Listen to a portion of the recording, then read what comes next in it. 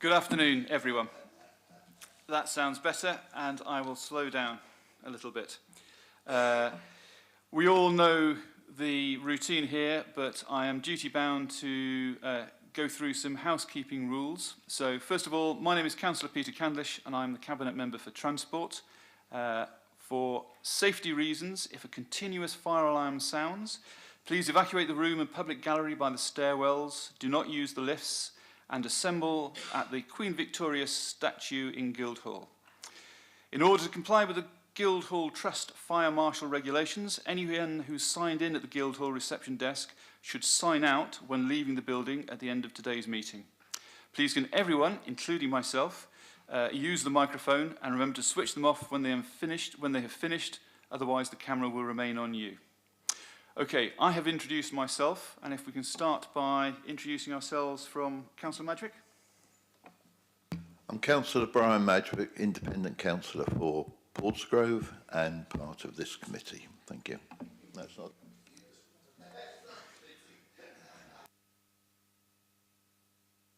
I'm Councillor Simon Bosher. I'm the Conservative spokesman for Transport. I'm Councillor Graham Heaney. I'm the Labour Group spokesman for Transport. Jason Allen Brown, Principal Project Manager, Infrastructure. George Buchanan, Highway Engineer, Infrastructure. Hello everyone, Anissa Kochik, Principal Project Manager for Portsmouth International Port. Abby Kelly, Principal Project Manager, Portsmouth City Council. And Barney Fry, Principal Project Manager, Infrastructure. Alison Harper, Local Democracy Officer.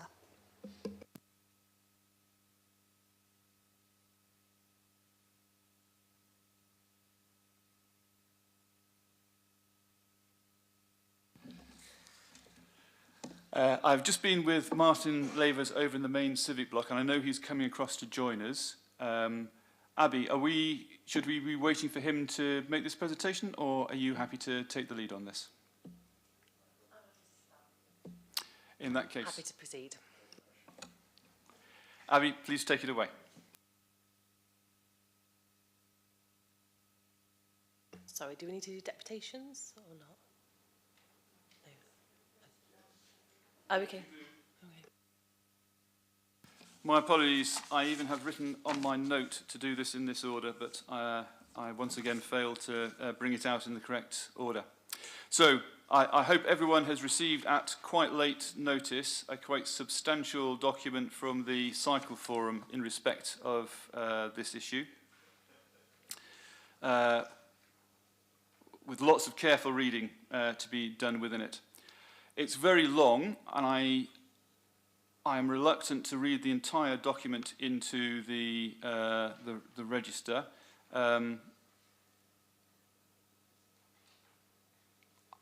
I don't know from a procedural point, so I will once again ask my colleagues for some help here. Is this something we actually have to do? We have to read in full the deputation? From experience, it's entirely your choice, Peter. It has happened in the past, and on other occasions it hasn't, which isn't very helpful to you. But from memory, I think I'm looking at Alison. This will appear on the published record of the meeting anyway, so it will be free for somebody to read anyway. So my feel is that the Cycle Forum have raised some specific issues and concerns about this, which we are going to need to look at. It has come in very late. It's dated the 16th of January, so I don't know that we are going to have good answers to that available to it now. So therefore, it is entered into the record, but I don't intend to read it through in totality at this point in time.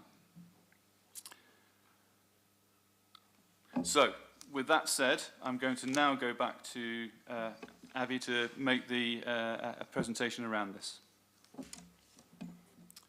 Good afternoon. I'm here today to present a decision report for the reconfiguration of Woodmore Square from a signalised junction to a roundabout. The reconfiguration of Woodmore Square is a key deliverable of the Port's master plan. The funding secured by the port includes the construction of Freeport's customs zone adjacent to the border control point building, along with the demolition of the Sydenham building and an upgrade of the Woodmore Square junction to create a right-hand turn. The project is being funded by Solent Freeport Seed Capital Grant. The Solent Freeport is a major opportunity for the port. The port is an ideal location for trading both in Europe and globally. The current junction of Wharf Road, leading from Woodmore Square roundabout to the port, is not fit for purpose and may negatively impact on the future growth of the port. The existing junction does not allow for traffic leaving the Fright Gate to turn right into the border control post. The result of this is that currently vehicles under the supervision of border authorities are allowed access to the public highway. The new proposed mini roundabout enables vehicles to turn right back into the port estate rather than leaving the port area and going around the roundabout. The benefit of this will be removing traffic, particularly heavy goods vehicles, away from Woodmore roundabout and by extension improving air quality at the roundabout. The scheme will help future-proof the development of the port and will alleviate the impact on our road network. Vulnerable road users have also been carefully considered whilst working within the parameters of the project and managing the complexities of mixed vehicle and non-vehicle use. The design recognises the importance of pedestrians and cyclists by providing an uncontrolled staggered crossing point and takes into account desire lines. The changes will not preclude future active travel opportunities being brought forth. The recommendation today is that approval is given to proceed with a reconfiguration of Woodmore Square from a signalised junction to a mini roundabout.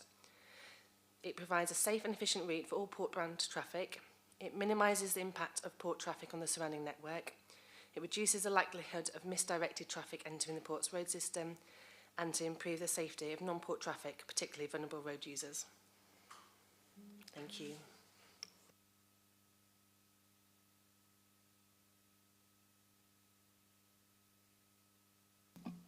The recommendation is in front of anyone. Are there any other people who wish to speak here? No? In that case, I'm going to say, are there any questions? Graham, sorry. I mean, when I read the report initially on 6.2, right, I'll start again. When I read the report on 6.2, the fourth bullet point actually does talk about improving the safety of non-port traffic, particularly cyclists and pedestrians. It refers to non-port traffic, but obviously there are cyclists presumably may well come into the port. And to be honest, I couldn't really see from the plans exactly how that was taken into account. I mean, the plans are quite small, and I think we did have a quick look at the briefing about that, but I didn't get a chance to sort of think about it very quickly because I didn't see the report until very late. And obviously I managed to have a quick glance at this before I came in, the deputation report. So I'm wondering if we could, someone could explain exactly how we've managed to achieve the safety of non-port traffic, cyclists and pedestrians on this scheme. What we've looked here to do is to improve the pedestrian and cycle facilities by putting a staggered crossing in. We've had numerators taken place, so we've looked at desire lines of how people are moving in the area. Again, it's quite limited in terms of pedestrians and cyclists using that area. It's also classed as a red route in terms of the existing northbound is classified as a red in LT 120, suitable for only confident existing cyclists and may still be avoided by them. This classification, it's important to recognise, does remain in the proposed arrangement. So what we've done is, we've done our best in the parameters of the scope for delivering this project to make the best possible facilities for cyclists and pedestrians. And we've done that by staggering the crossing points, linking to the design lines that we've got. And we've got a central island reserve as well in the middle to try and facilitate that. I can see the central reserve, but where exactly are the staggered crossing points? Because I can't see it on the plan, to be honest. It's that green area. I suppose it's that green area in the middle, isn't it? Oh, sorry. I'm so sorry. For those watching in black and white, can you help them to see where that would be? Sorry. I appreciate your difficulty in black and white. They're shown with yellow tactile paving slabs is the way the crossing points are shown. I think the main improvement is in the width of the track. So at the moment, the central island is very, very small. It's about 1.2 metres. And that obviously, as you're cycling along, you can't fit your bicycle on that central island, so you have to take the whole route in one go. Now, this is 3 metres wide in accordance with LTM 120, with the appropriate radiuses to allow that movement to be taken comfortably and efficiently by cyclists. So I've got some comments to make subsequently, but are there any more questions about understanding this? I mean, I suppose the only question is, having just read this, there's reference to, in the deputation, to having meetings with officers about this scheme, presumably at an earlier stage. And I just want to know what the response is to the points that have been raised, if that's possible. Or any response to the points that have been raised here. In the deputation, yes. Yeah. Yeah. Okay, I'll You'll cover cover that. Anything else? Got to improve my button control. So I think this deputation that's come in from the Portsmouth Cycle Forum, who I know were cited about this, they have been aware of this project coming for some time, has come in very late. I know that consideration has been given to cycling and walking within the scheme, but I think it's an important issue, and they have raised some genuine concerns here. So I think it may be that we will want to do something additional to what we've got here. So I'm going to be probably recommending to put an additional point at the end of this report, but I'll come back to that when it comes around to me at the end. Anything else? Okay. So in terms of the overall scheme, to do this, I think it's the right thing to do. It's important for the port. We really need to support the port and its continued success. I think anyone who's looked at this understands there is a big issue with all of these trucks coming out and the impact that that is having on the Redmore roundabout and the traffic flows through that area. So I am going to approve this recommendation, but I'm going to add an additional point. I'm going to propose that we give further consideration to the issues raised in the deputation made by the Portsmouth Cycle Forum. I don't know exactly what decision will come from that, but I think we all need to recognise the importance of highway safety, and we are trying to promote active travel, so it makes sense to look at this further. So in addition to approving the report, I'm going to add an additional recommendation, which is that delegated authority is given to the Cabinet Member for Transport and the Assistant Directors for Transport and for Infrastructure to ensure that road safety and active travel concerns are addressed in liaison with key stakeholders and refine the scheme as or if required. So this enables us to move forward with the scheme, but we need to have a very quick review just to make sure that we haven't missed anything that is important that needs to be changed. Councillor Bowser. A couple of points on that, Peter. The financial implications of this detail and amount of money, and I'm asking a question that you or nobody probably knows the answer to, but if you build in something after the event, there are two aspects of it. Firstly, it's not necessarily going to meet the financial comments in this if you add something to it, which is going to have an implication on the report. Secondly, you, by doing this and improving it and changing it, there's no audit process involved in it because this sort of agrees it. So I would have suggested, and also the fact that I think you ought to include the three of us as those key stakeholders so we know exactly what's going on, I would have thought that if you want to take further consideration on this, the better route would be to actually say, let's defer it and come back, because you're not going to have that audit trail otherwise for public scrutiny. And I think you're finding yourself in a dubious. I'm not suggesting calling. Don't get me wrong, but I'm just thinking about the due process of what you are seeking to achieve. And I think what you are looking to do from let's consider the safety of pedestrians and cyclists is very important. But you were talking about an unknown here. You don't know what the cost is going to be attached to that. It might be nothing, and actually you're approving something that actually is not going to be built. It's a little bit like a planning application. We've approved you to build that, and you've gone and built something completely different.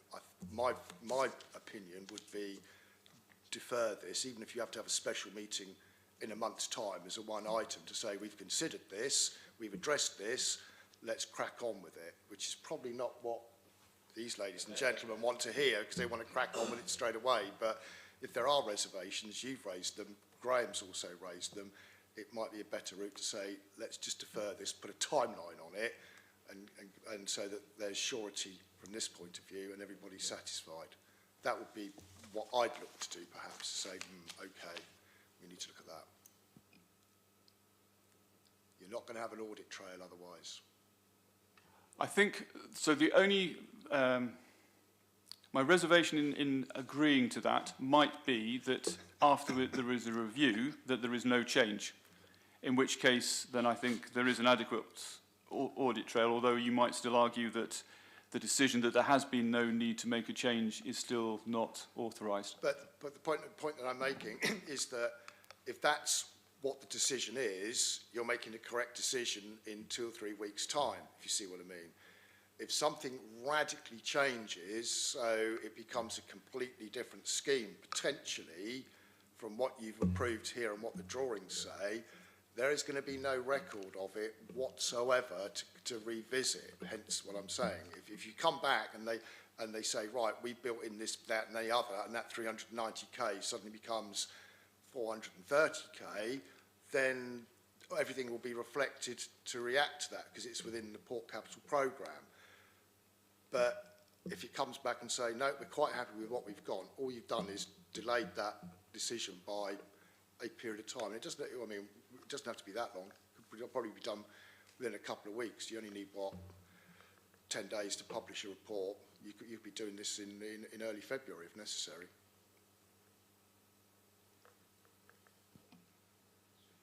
Put a timeline on it. That's what I'd do. I actually think that is some good advice. I believe that we can conduct the review as to whether there is going to be change on this very quickly. I am aware that there are some timelines relating to operational things that are behind this. They've already set things up and there may be some cost implications arising from that. In fact, I don't know whether the port is able to help me with that piece of information. I know we are mobilising for this project. Before this last-minute submission came in, there was a plan, an expectation that it would be going forward, and I would like to understand what the consequences of the advice I'm being given. I'm aware it's not a collective decision, but a respected colleague with experience is suggesting. Can I make a quick point, if that's try and be helpful? I mean, I suppose the thing about deferring the decision is that if there is no cost implication, then we deferred the decision, and you have to come back and make it again. What I was wanting to check out was what sort of threshold, if there is increased cost, would you need to come back for a decision on the basis that we've agreed something which says 390 forecast, but actually it's 390 plus or X plus. So I think it's not just a cost, it is also if there was a significant change, even if there was no additional cost. So I think that would be the piece that, coming back to the stakeholders, we would see what it is. It's difficult to, I think, make a decision on that. The project itself, I think, I could make up a notional figure, but I don't know what the value is there. I can see at the back. Do you want me to give a little bit of update? I would like some further understanding, if you're able to give me, about the expected timeline and mobilisation for this project were it to be delayed, and information around that. Yeah, thank you. So the total budget of the project is around £350,000 for this scheme, and is a funding provided by Solent Lab in partially 80% funded by Solent Lab and 20% funded by the port or Portsmouth City Council. The restraints of the project are obviously the timeline, so we need to, as per the grant fund agreement with Solent Lab, we need to spend the money by April 2025. This is the time restrictions on this project is critical for the delivery, and Portsmouth City Council and the port team has been working very closely, trying to mitigate and prioritize the cycle lanes and the footways as well, especially improving in such a critical area of the port, where previously the roundabout or the crossing didn't have any pedestrian areas or any cycle lanes. This is a great improvement. And then, the main restrictions are obviously the budget. It doesn't have much space for us to add any additional elements for any additional cycle lanes.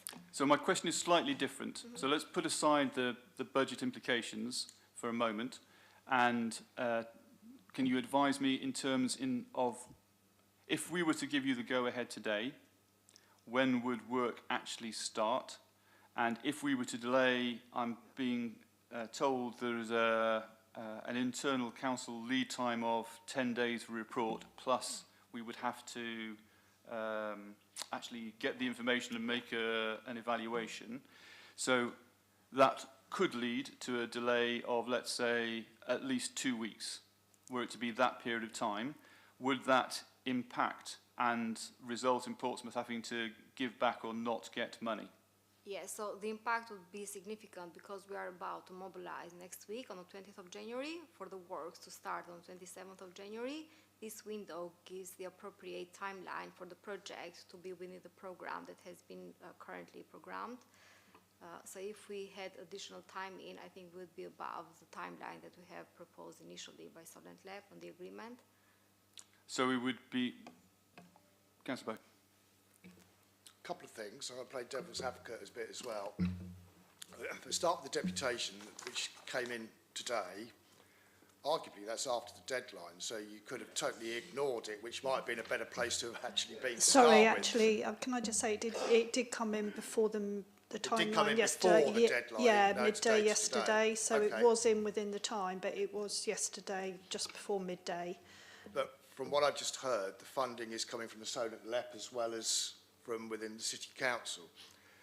If the changes, if there are any, let's assume there are, adds a significant cost to it, are we able to go back to Solent LEP and say, by the way, the 320, was it you said, we actually need 350, 70 or 80,000, or is Portsmouth City Council going to be funding that extra cost, in which case, from where? So you're wading into financial questions that nobody knows the answer to. And it does make me a bit nervous that we're ready to send in the bulldozers in a couple of weeks' time when the decision to proceed actually is today. And, you know, so there's been a bit of a presumption, shall we say, that this is all actually going to be approved and met, shall we say, which I think is a nervous place to put. But you're coming into the funding aspect of it. And I would say, who's actually going to fund this extra money? Because that will be a question as far as the Director of Finance's comments on it if we significantly change the project. And I'm working on the assumption that we do. It may well be that we don't. But all I'm saying is you're going to have something that's completely different on the record, at a completely different cost, no audit trail, and actually, by the sound of it, if we're getting external funding, who's going to be picking up that bill for the extra? I suspect it's going to be Portsmouth City Council and not the Solent LEP. Thank you, Chairman. Martin Lavers, from Assistant Director for Infrastructure, and sorry I was late to this meeting. The decision around the principle of the scheme you've made already, I think this is about checks and balances and the associated decision making which comes in after that. I think if there was a substantial change to the scheme following what's come in from the Cycle Forum, I think it's absolutely right that there would need to be a process of redesign that would take longer than 2 or 3 weeks, and it would absolutely need to come back to this forum for a decision. But going back to the checks and balances, which I'm talking about, we've got a duty of care to ensure that there is adequate we've covered off adequately the aspects of safety for all in this area. As officers and talking to the technical team today, I feel that those checks and balances will be done, and it's very unlikely that there's going to be significant change. If there is, I would say we need to absolutely do the design work, bring this back to this meeting for a formal decision. If that's not the case, and we do the checks and balances and then actually there is no change, it would be a real shame to leave it for 3 weeks before we have that formal decision, because we'll be failing to deliver on time. But and that would also mean that you would be able to give us the authority, which I think you're doing in this additional recommendation, as assistant directors with yourself and reporting to the colleagues around the councillors around the room today. We can simply say, look, we've done the checks and balances. There is no significant change. I'd like to say there's no change, but we can work out what that actually means. And I don't think there'll be an increase in cost. If there is a significant increase in cost, absolutely, we've got to bring it back to this forum. Yeah, I mean, if there is a significant increase in costs, it would have to come back here, and obviously that's going to have an implication on the decision that you take today in the project going forward anyway. It may well be that your additional recommendation is perhaps a little bit too detailed, which is probably why it's making me a touch nervous in what you're saying. And it may well be that you leave it as 2.2, which is basically giving the green light to go ahead, and your second recommendation is an assistant director for whatever Martin's latest title is, keeps the cabinet member and the opposition spokesman informed of the progress of the project, and just leave it like that. So at least we've got that ongoing audit, if you like, because you built it in that respect. And that might be an easier way to do it, because I think what you were suggesting is actually looking to redesign it, if you like, to build in some of the concerns. And I think you've already heard, actually, that they've had a good look at that. And I don't doubt that a lot of transport schemes that we actually put in, probably the focus is more often than not, is on what I would call vulnerable road users' safety as a matter of course. I would expect it to be the number one bullet point when they're considering what they're actually doing. So it might well be simplifying your additional bullet point might be an easier way of doing it, just to say, keep us up to date with it as you're progressing with the project, which I'm sure Martin could probably do, and then it's not delaying anything at that point. I thank Councillor Bosher for his wise counsel based on his greater experience than me on these matters. Councillor Madgwick. It's known over the last 2 years. I think the international port is probably one of the most important businesses we've got in Portsmouth. I've supported it 100% on everything you've done, which I don't with the cyclists, obviously, for the obvious reason that they think the whole of Portsmouth should run to their whims. I don't think for 1 minute, I'll be in the news again tomorrow, I don't think for 1 minute that these people and all the people responsible would draft up something there which is dangerous to the cyclists or dangerous to the pedestrians. Yes, everything can be improved no matter what it is, but this I feel should have come in a lot earlier so that we could have discussed it and everything else. It doesn't give us time now to give it to us now when the meeting's starting. Equally, I think you're a bit naughty in expecting that you're going to get the result, and we're starting in a week's time, because at the end of the day, this result is what happens. I totally support Simon in the thoughts of if we could delay a little while we go through all this. But if you contracted up and if you've got your people starting and it's going to cost money to delay them, then obviously, which is the worst of it? Is it that we might have to pay extra cost to please these people here, or do we delay starting it and all the implications that has and the finance that might cost us? So, as I say, I agree with Simon on the things that he's saying. But I don't, and you'll know why, you obviously know why, but I don't think we should take so much notice of this, because if you haven't thought of the safety of the pedestrians and the cyclists, then you shouldn't be doing your job. I get fed up with these people wanting the city to look like they want it to look and everything done to them. So I would go ahead personally, but, you know, it's not my decision. So, see you. Okay, I think we're at crunch. Sorry. Councillor Healy. Nobody, I think, is in disagreement with the principle behind giving the changes that are needed in relation to lorry traffic at the port. I think my concern is that we have interest groups and they are important, and I disagree with Brian about the dismissive tone he takes towards the cycle forum, because they are an interest group, and if you're not a cyclist you don't know what it's like to cycle regularly around the city. But I do see cyclists, and I know for a fact that it is not a safe city, and we know that from the fact.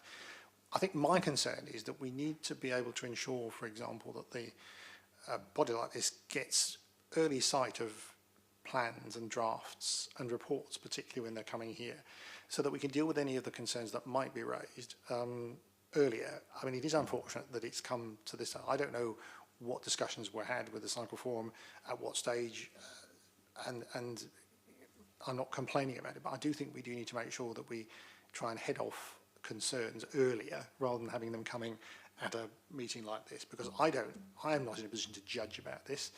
I'm probably means it, but please don't interrupt when I'm talking.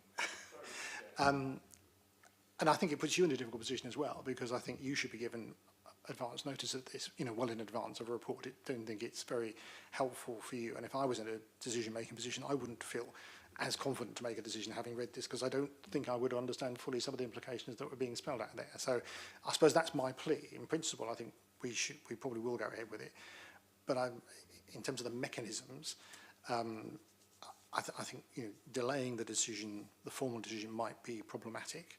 But we do need just an exercise to make sure that there's liaison between yourself and us about knowing what the cost implications are, if any, and if any changes are needed. And as long as that's covered, I think that will be fine.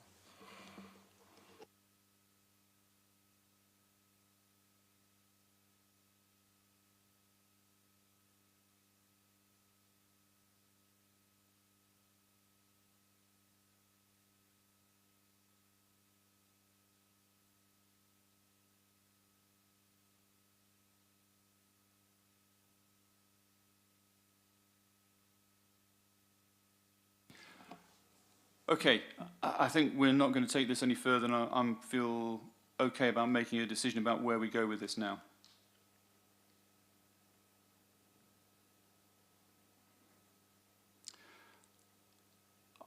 So the first and most important decision, I think, is in principle we're going to approve this this scheme to go ahead. I think it is. I agree with the comments that have been made about the timeliness of receiving this, and I actually think to things like the planning, where we have a checklist of people we expect to have made a comment, even if the comment is no comment or no comment supplied, so that we don't find ourselves in this kind of position going forward, and I'll take some action outside of this.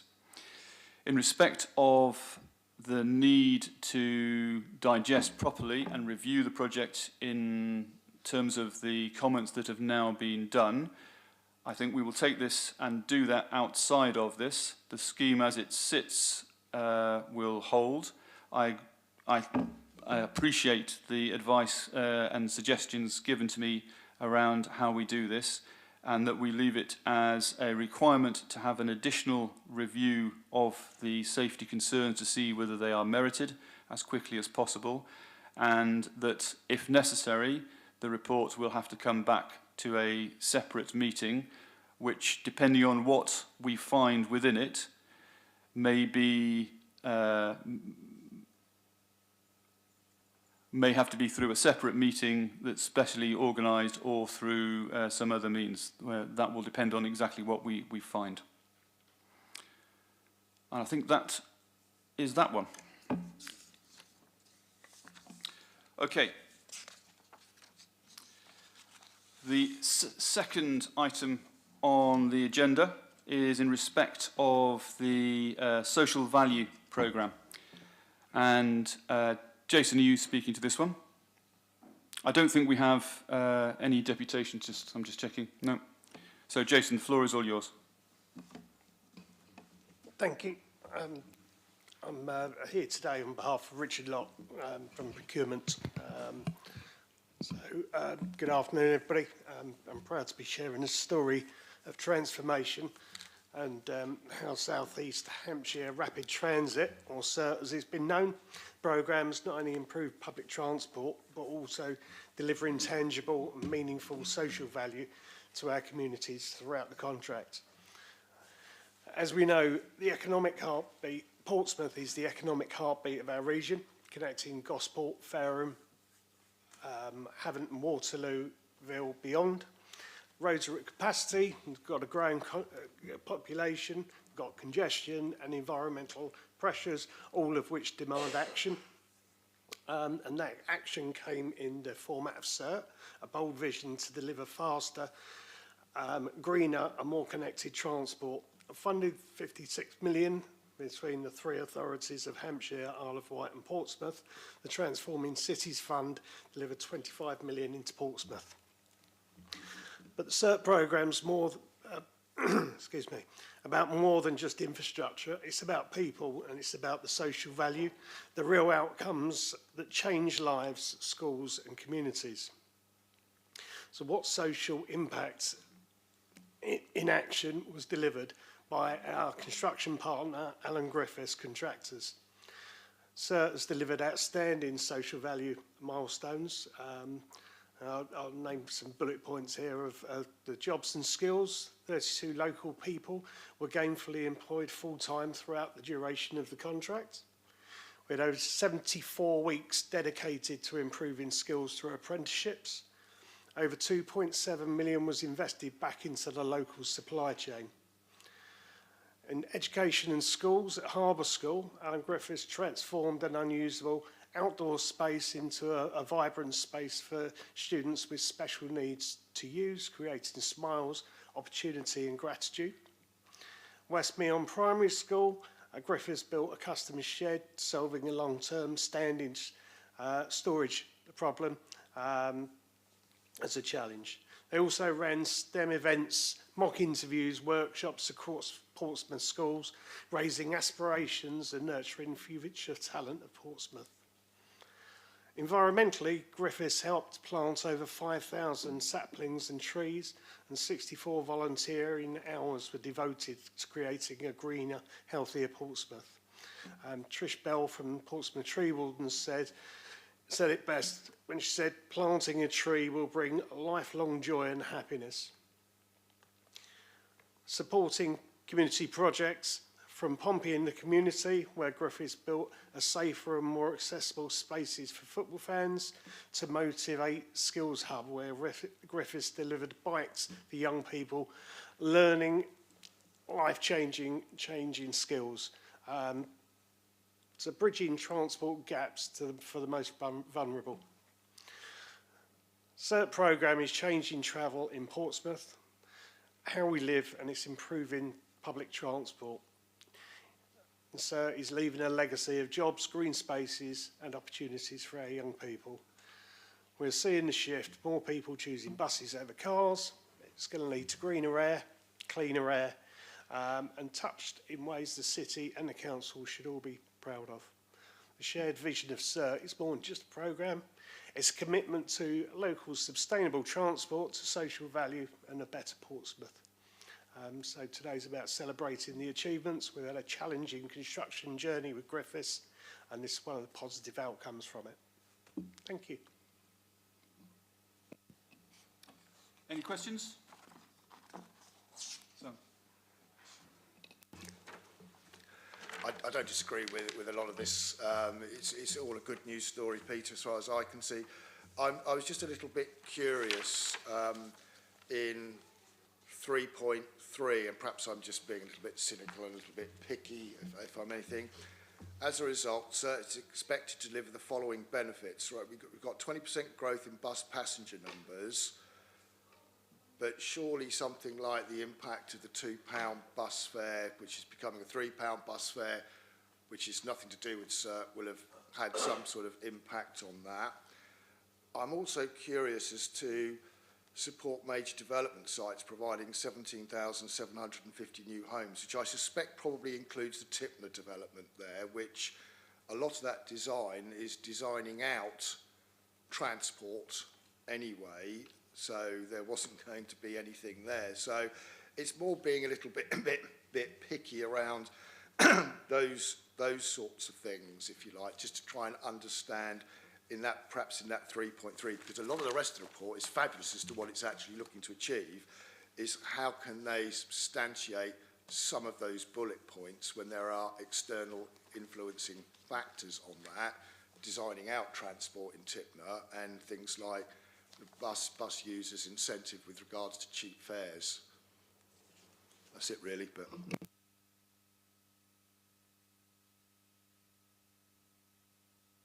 Not a question, more a comment really, I suppose. I mean, I'm pleased to see this. I mean, there's a lot of good stuff here, but I mean, this is something I think we've been pretty good at as a city for quite a long time, because I remember when we developed a large area of Lamport, some blocks were taken down. The contractors that were involved in that did a lot of work to encourage local apprentices to take on work. We also got local people employed in the community development aspects of those schemes, and some of them went on to get jobs in other parts of the city, in the city council. And it was the idea of the added value. It was a housing scheme, and obviously a lot of capital investment involved, but there was that concern about adding some sort of social value to it, and I think that goes back to the 1990s, early 2000s. So I think this is another example of how we're continuing to push this, and actually why it's important to do this, because I think it's not something that should be just an occasional thing. It should be baked into a lot of the redevelopment schemes that we do and the capital schemes, because it does provide that really important extra value. I mean, I think we all agree this is generally a good news story for the city.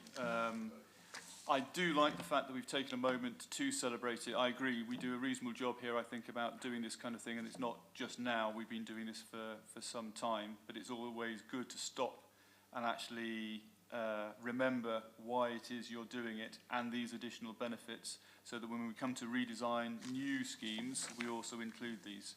I think Councillor Bosch's challenge on 3.3 is entirely fair. I think if the words had been contribute to in there, he might have been happier, and I think it might have been more reflective of the... I don't want to detract from the fact that actually, I know it's an information only, but it is a good news story in what we're actually doing, and I think we've all bought into CERT since 2020, so yes, but certainly going back before we got the Transforming City funds, certainly in my lifetime, and probably going back to when Graham was a councillor beforehand, the focus has always been on trying to deliver this sort of thing. It's just in a lot of instances we haven't necessarily actually had the money to be able to do it in the past, and something like this with an external partner doing this sort of thing, I think is actually fabulous, because it just sort of buys into what we're trying to do cross-party. We're all bought into the same thing. And as we've clearly identified you gentlemen as key stakeholders in this, I'd like to echo that, because it is a kind of a cross-party thing. I do think this is something we would all be trying to do, and I'm very keen that we've brought this through, because I think that's celebrating young people and the opportunities in these kind of areas. If you ever get a chance to talk to Jason one-to-one, he has more ideas about more things that he would like to do around this type of scheme. And I think regardless of where the world takes us over the next few years, I think this is something the city should continue to do. So overall, a really good programme, and I would like to thank the people running it for not just doing not just calling out what has been done, but all the effort that I know goes behind this to actually have these additional projects and additional benefits brought forward. So basically a good programme and with some plus elements to it. Is there anything else for today? Otherwise, I'm going to declare the meeting closed at 4:45, and thank you all very much.